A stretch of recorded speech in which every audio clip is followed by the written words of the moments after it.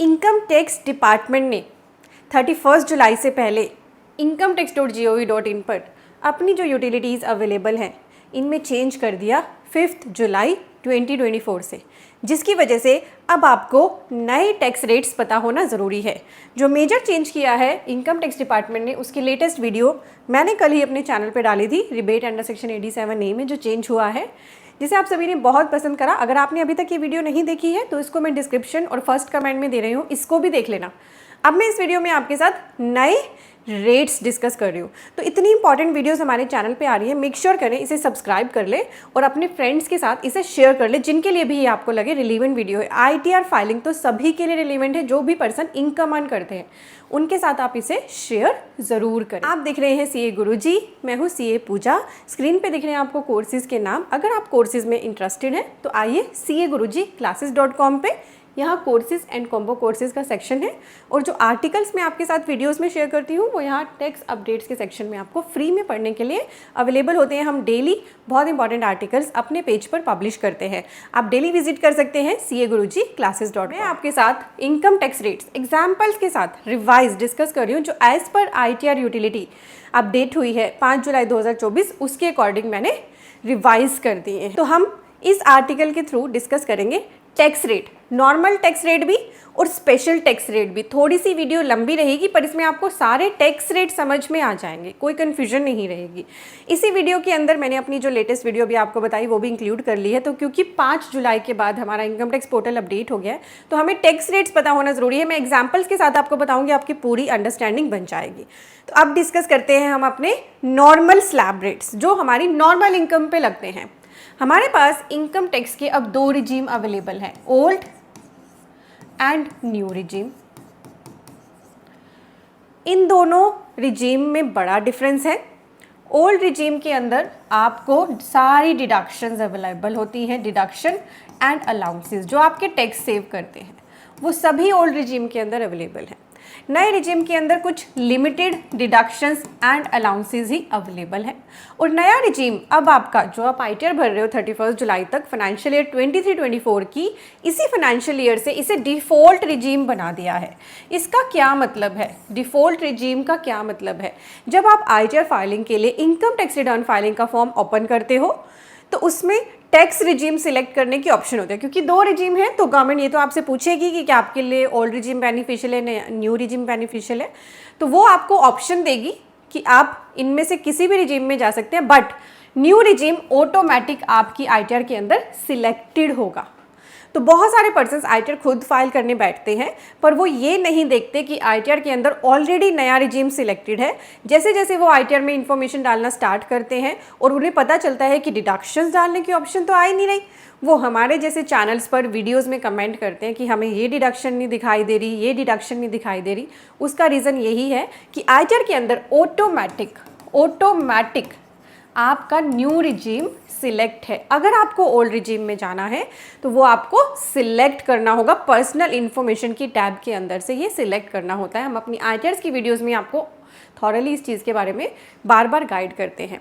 अब इन 2 रिजीम्स को ही हमें समझना है। आपको इस बात को क्लैरिटी होगी कि आपका डिफ़ॉल्ट रिजीम है और अगर ओल्ड रिजीम लेना है आपको तो खुद आपको लेना पड़ेगा। और हाँ, एक चीज़ और बताना चाहूँगी कि वेरी इंपॉर्टेंट, हमने 2 रिजीम तो समझ लिए, ओल्ड एंड न्यू।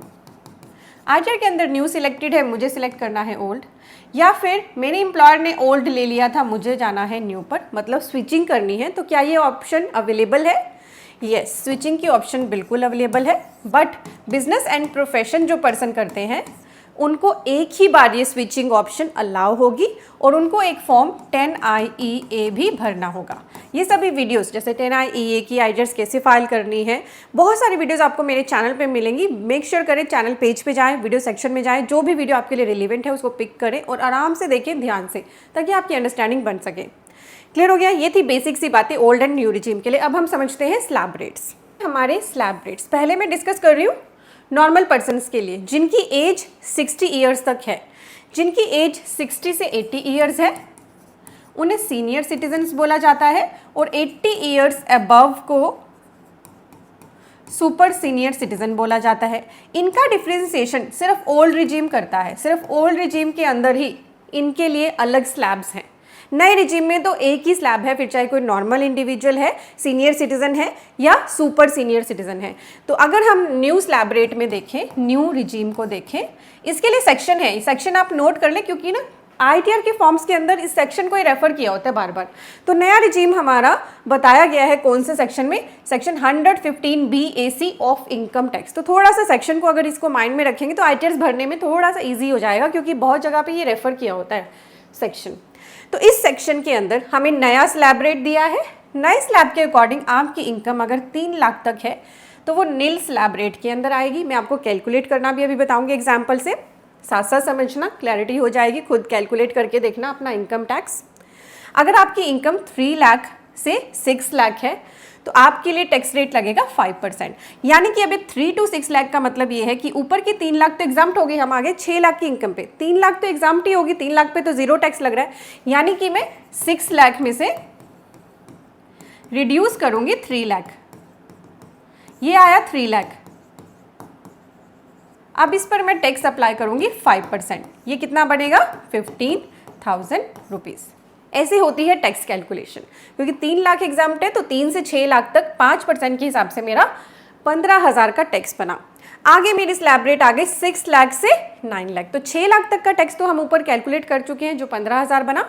अब हमें अगले 3 लाख पे कितना टैक्स कैलकुलेट करना है, अगले 3 लाख पे कितना टैक्स लगेगा, ये लगेगा 10%, ये बन गया 30,000 प्लस पिछला जो 15,000 है। यानी कि मुझे 9 लाख तक की इनकम पर नए रिजीम में 45,000 टैक्स लगा। अभी मैं आपको रिबेट और मार्जिनल रिलीफ के बारे में भी बताऊंगी, अभी पैनिक मत करना कि हमने तो सुना है 7 लाख तक की इनकम एग्जाम्प्ट है। अभी आपको कुछ भी पैनिक नहीं करना, अभी हम एक बार स्लैब रेट से कैलकुलेशन समझ रहे हैं।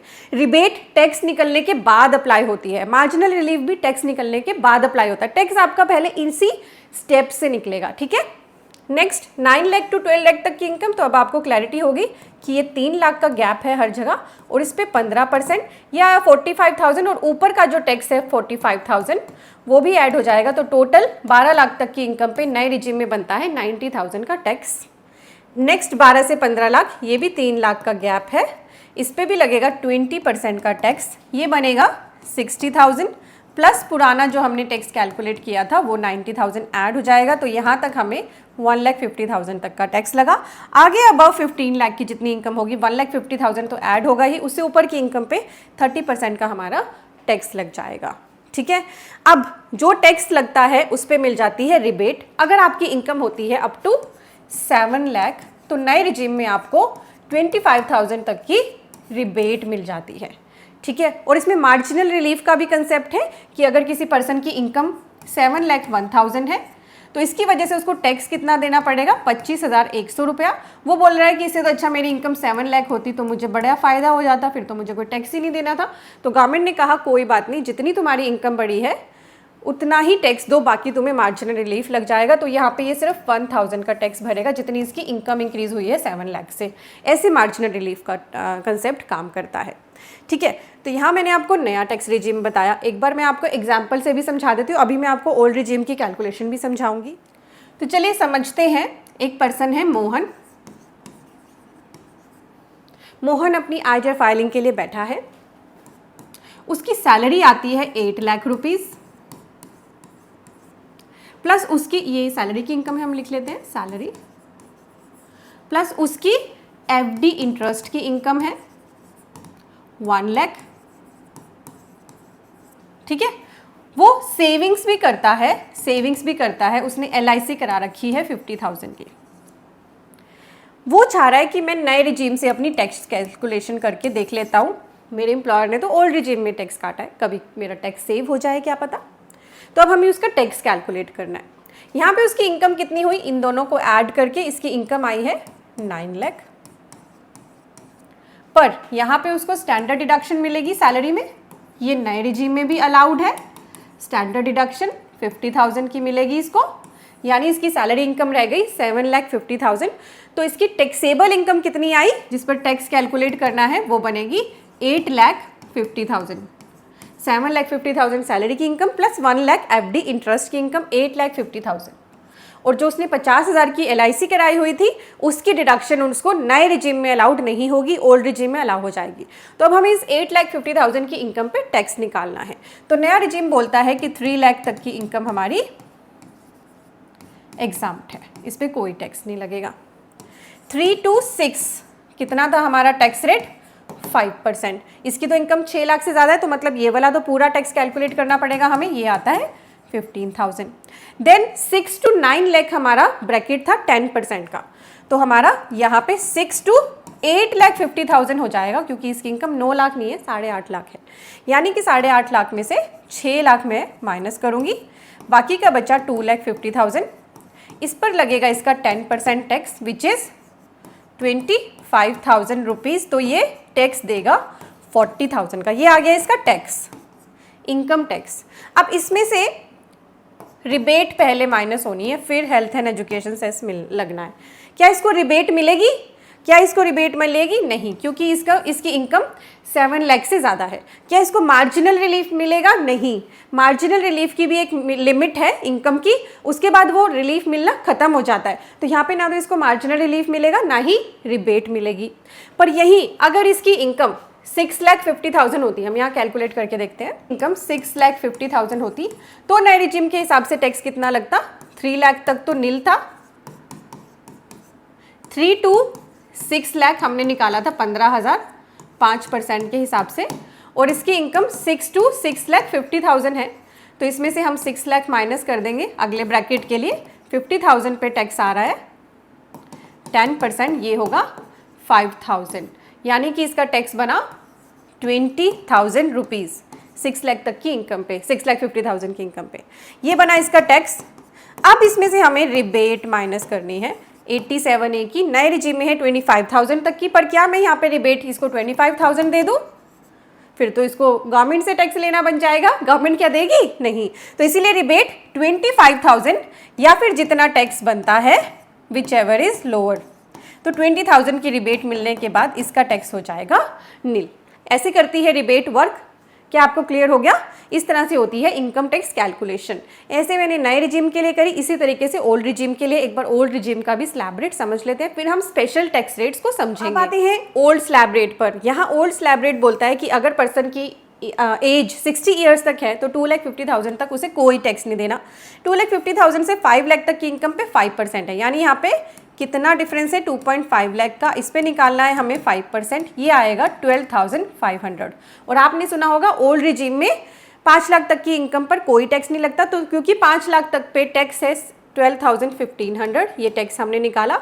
इसमें से आपको रिबेट माइनस कर देनी है 12,500, इसीलिए 5 लाख तक की इनकम पे टैक्स नहीं लगता, क्योंकि यहाँ पे रिबेट मिल जाती है 87A सेक्शन की। 5 से 10 लाख अगर इनकम है, 5 लाख यहाँ डिफरेंस है, एट द रेट 20% टैक्स लगेगा, ये बनेगा हमारा 1 लाख प्लस 12,500, जो ऊपर टैक्स लगा था वो ऐड हो जाएगा। तो यहाँ तक की इनकम पे, 10 लाख तक की इनकम पे नए रिजीम में नॉर्मल पर्सन को 1,12,500 का टैक्स देना पड़ सकता है। और अगर इनकम 10 लाख से क्रॉस कर जाती है तो ये तो है ही, अबव इनकम पे 30% का टैक्स लगेगा। 10 लाख से ऊपर जितनी भी इनकम है उसमें 30% का टैक्स लगेगा। ऐसे कैलकुलेशन होती है हमारी इनकम टैक्स। और हमारे सीनियर सिटीजन्स के लिए ओल्ड रिजीम में 3 लाख तक की एग्जाम्पशन है, और सुपर सीनियर सिटीजन्स के लिए 5 लाख तक की एग्जाम्पशन है। आगे स्लैब रेट वही है, और नए रिजीम में ऐसा कोई भी डिफ्रेंसिएशन नहीं है। देन हमने रिबेट की बात साथ साथ कर ली 87A की। ये रिबेट ने ही, इसी रिबेट ने ही सब कुछ अब चेंज कर दिया है ITR की यूटिलिटी में। मैंने यहाँ पे ना लॉ की लैंग्वेज लगाई है।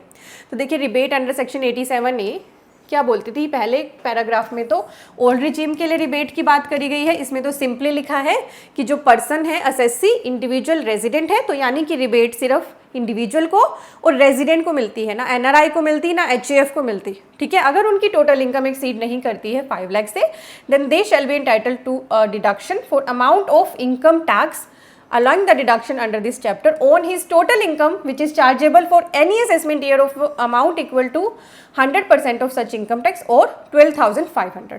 तो ऊपर ओल्ड रिजिम के अंदर तो इन्होंने बोला है कि पर्सन की जो इनकम है उस पर जो भी टैक्स लगा है, अगर उसकी इनकम 5 लाख तक है तो उस पर उसको रिबेट मिल जाएगी 12,500। यानी ओल्ड रिजिम ने तो बात कर दी कि चाहे नॉर्मल रेट की इनकम है चाहे स्पेशल रेट की इनकम है, दोनों केसेस में ये रिबेट अलाउ हो जाएगी।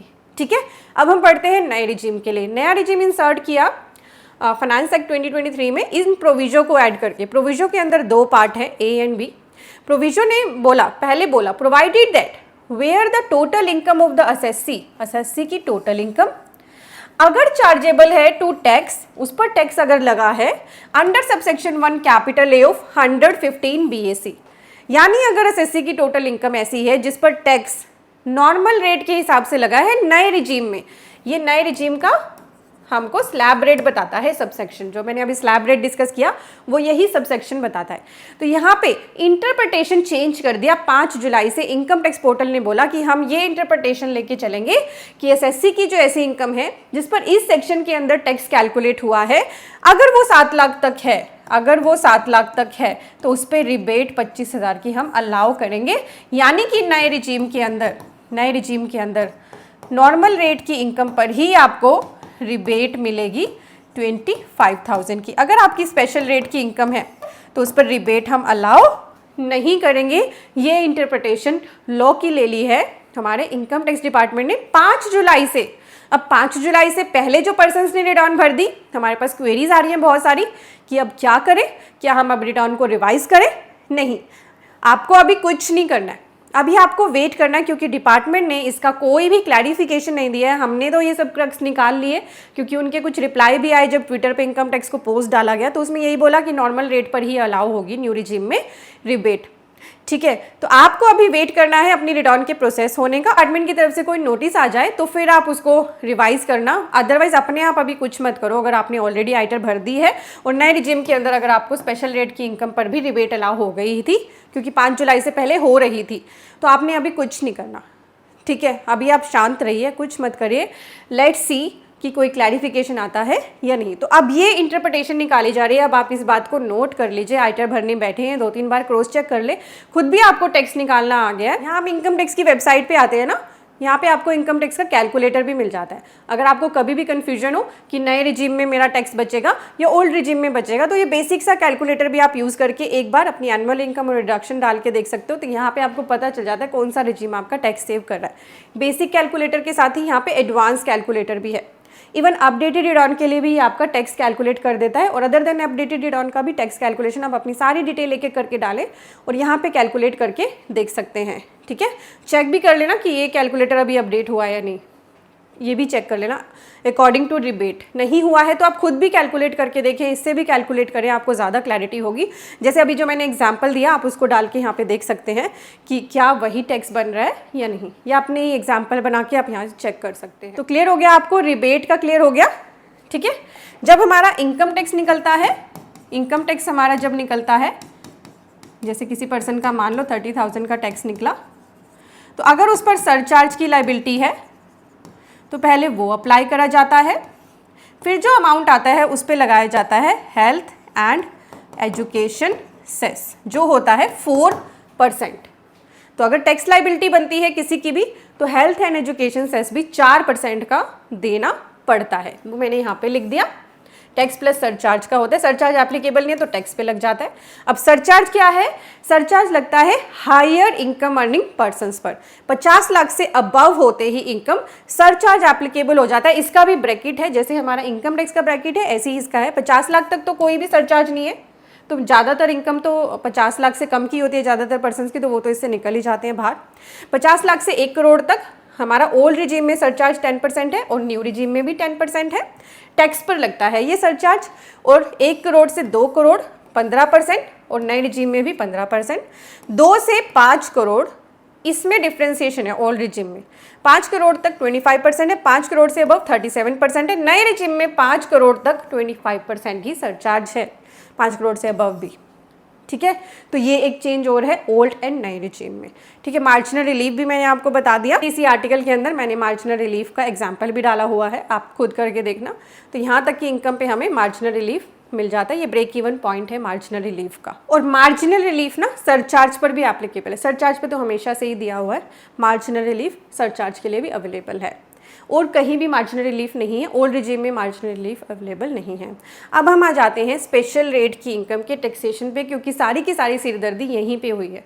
तो जो पर्सन सैलरी इनकम अर्न करते हैं, हाउस प्रॉपर्टी से उनकी इनकम है, थोड़ी बहुत अदर सोर्सेज की इनकम है, लॉटरी, बेटिंग, गैम्बली, वीडीए के अलावा, तो उनको कोई भी दिक्कत नहीं है। उनका तो फिर टैक्स कैलकुलेशन जैसे पहले हो रहा था वैसे ही है।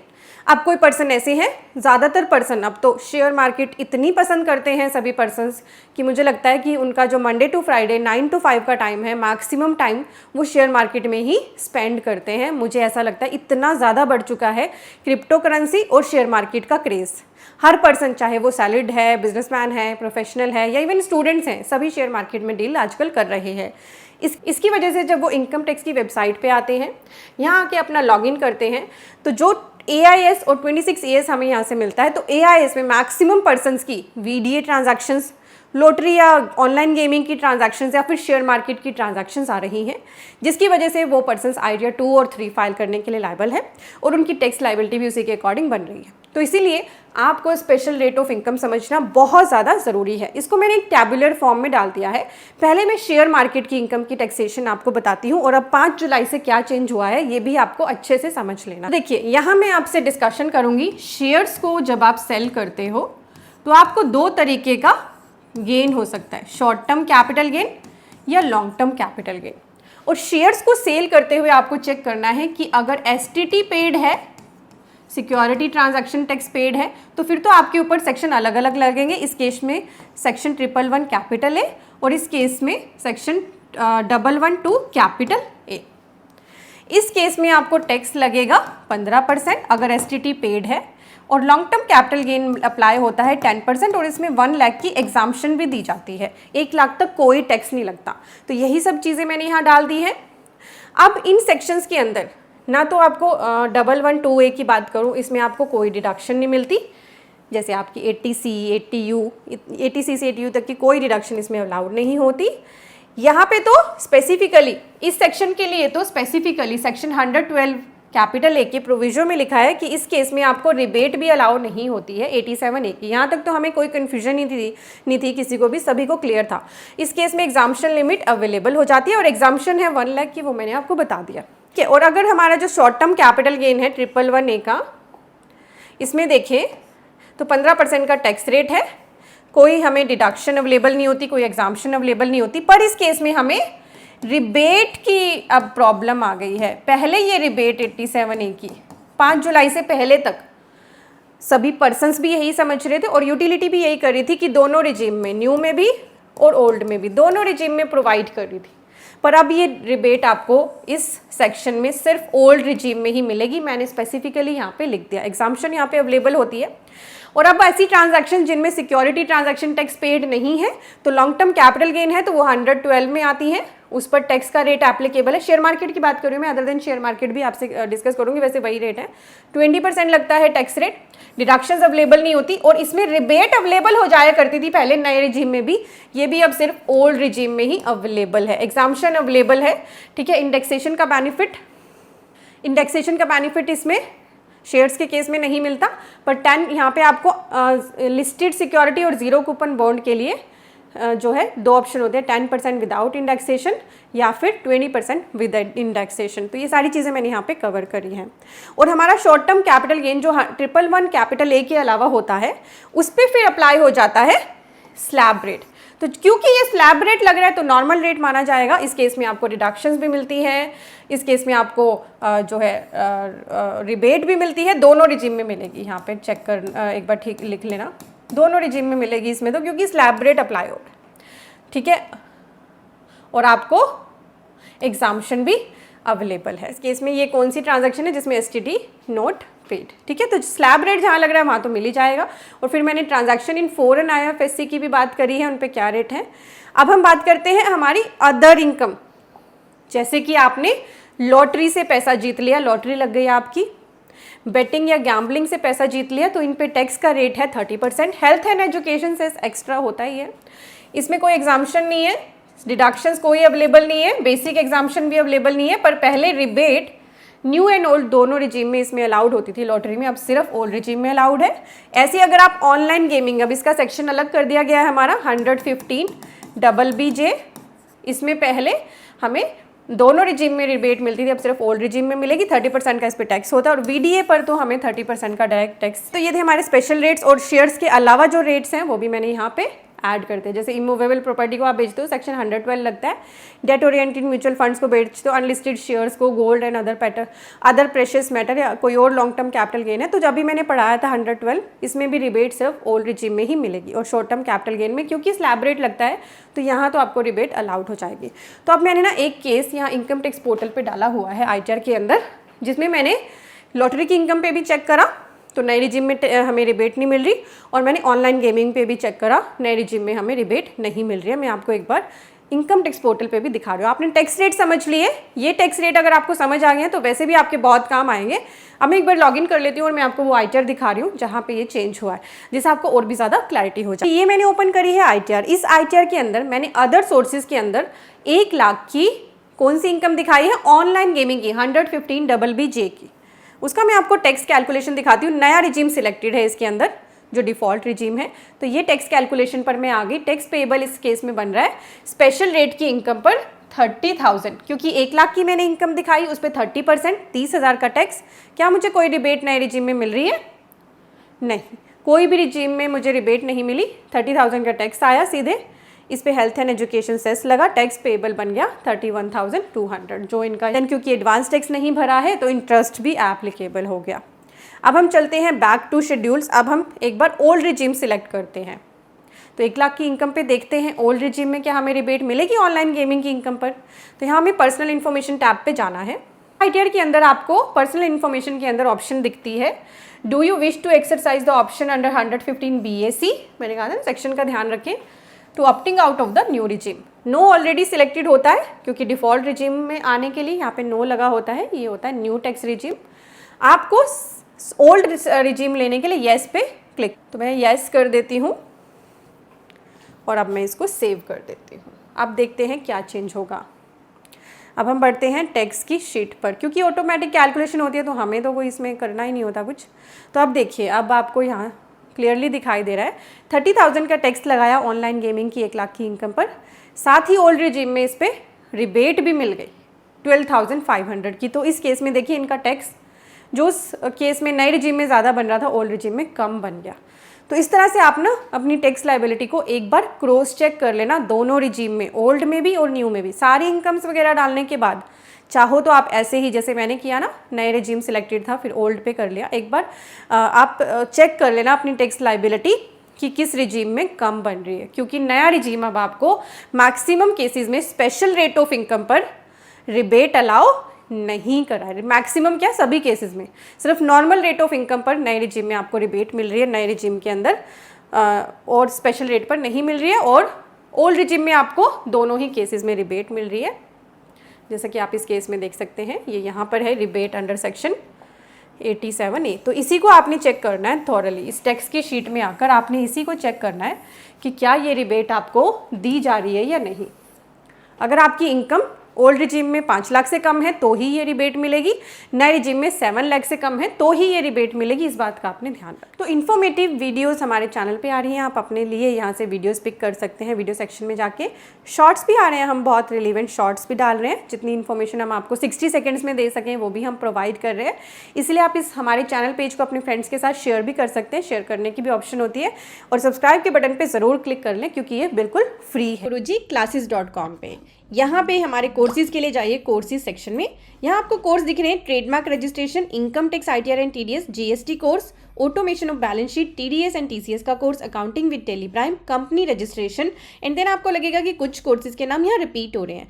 एक्चुअली जो थंबनेल येलो कलर में है वो लिमिटेड वैलिडिटी के कोर्सेज हैं, और जो ब्लैक कलर के ये थंबनेल है ये लाइफ टाइम वैलिडिटी के कोर्सेज हैं। कोर्सेज में कोई डिफरेंस नहीं, सिर्फ वैलिडिटी में डिफरेंस है। जिस भी कोर्स में आप इंटरेस्टेड हैं उस पर क्लिक करें, जैसे आपको ये कोर्स बाय करना है। यहाँ आने के बाद सबसे पहला काम करें कि यहाँ पे अबाउट द कोर्स दिया है, शो मोर करें और इस कोर्स के बारे में आराम से पढ़ें। 10-15 मिनट आराम से यहाँ स्पेंड करें और जब आपको लगे कि ये कोर्स आपकी नीड को सेटिस्फाई कर रहा है तो बस ऐड टू कार्ट कर दें। ऐड टू कार्ट करते ही आपसे कुछ बेसिक इन्फो आपकी पूछी जाएंगी और आपका यहीं से यूज़र नेम एंड पासवर्ड भी क्रिएट हो जाएगा, जिसके बाद आप यहाँ पे लॉगिन करके ही कोर्स को देख पाएंगे। तो बहुत ही ईजी है हमारे कोर्सेज में इनरोल करना। और यहाँ पे कॉम्बो कोर्सेज का भी सेक्शन है, तो अगर आपको लगे कि मुझे तो जीएसटी भी सीखना है, इनकम टैक्स भी सीखना है, आईटीआर भी सीखना है, तो आपके लिए हमारे कॉम्बो कोर्सेज अवेलेबल है। तो cagurujiclasses.com पे आए और हमारे कोर्सेज का बेनिफिट लें। किसी भी तरह की क्वेरी के लिए कॉन्टैक्ट का टैब है, आप टीम के साथ कॉन्टैक्ट कर सकते हैं। Thank you so much for watching.